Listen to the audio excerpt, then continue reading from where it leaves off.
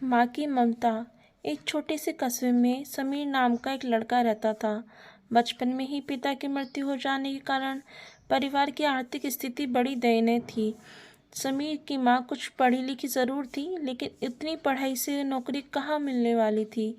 सो घर घर बर्तन मांज कर और सिलाई बुनाई का काम कर रही के किसी तरह अपने बच्चे को पढ़ा लिखा रही थी। समीर स्वभाव से थोड़ा शर्मीला था और अक्सर चुपचाप बैठा रहता था।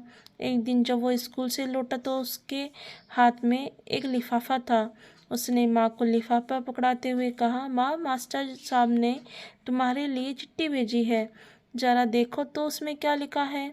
माँ ने मन ही मन चिट्ठी पढ़ी और मुस्कुरा कर बोली, बेटा, इसमें लिखा है कि आपका बेटा काफ़ी होशियार है। इस स्कूल के बाकी बच्चों की तुलना में इसका दिमाग बहुत तेज़ है और हमारे पास इसे पढ़ाने लायक शिक्षक नहीं है, इसलिए कल से आप इसे किसी और स्कूल में भेजें। यह बात सुनकर समीर को स्कूल न जाने सकने का दुख तो हुआ, पर साथ ही उसका मन आत्मविश्वास से भर गया और कि वो कुछ खास है और उसकी बुद्धि तीव्र है। माँ ने उसका दाखिले करने स्कूल में करा दिया। समय बीतने लगा। समीर ने खूब मेहनत से पढ़ाई की। आगे चलकर उसने सिविल सर्विसेज परीक्षा भी पास की और आईएएस ऑफिसर बन गया। समीर की माँ अब बूढ़ी हो चुकी थी और कई दिनों से बीमार भी चल रही थी और एक दिन अचानक उनकी मृत्यु हो गई। समीर के लिए बहुत बड़ा आघात था। वह बिलख बिलख कर रो पड़ा।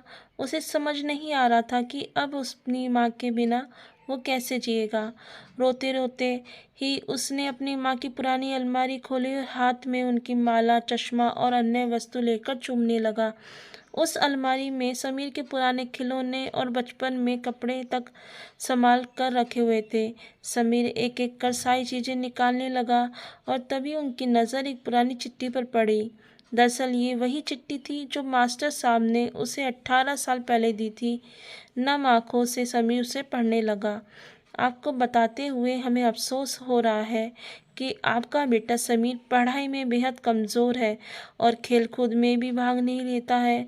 जान पड़ता है कि उम्र के हिसाब से समीर की बुद्धि विकसित नहीं हो पाई है, अतः हम उसे अपने विद्यालय में पढ़ाने में असमर्थ हैं। आपसे निवेदन है कि समीर का दाखिला किसी मंदबुद्धि विद्यालय में कराएं अथवा खुद घर पर रखकर इसे पढ़ाएं। सादर। इस दुनिया में नहीं रही, पर वो जहाँ भी रहे उनकी ममता, उनका आशीर्वाद सदा उस पर बना रहेगा। भगवान सभी जगह नहीं हो सकते, इसलिए उसने माँ बनाई। माँ से बढ़कर त्याग और तपस्या की मूर्त भला और कौन हो सकता है। हम पढ़ लिख लें, बड़े होकर कुछ भी बन जाए, इसके लिए वो चुपचाप न जाने कितनी कुर्बानियाँ देती हैं। अपनी ज़रूरत मारकर हमारे शौक़ पूरे करती हैं। अगर ये कहानी आपको पसंद आए तो लाइक कीजिए, शेयर कीजिए और सब्सक्राइब कीजिए।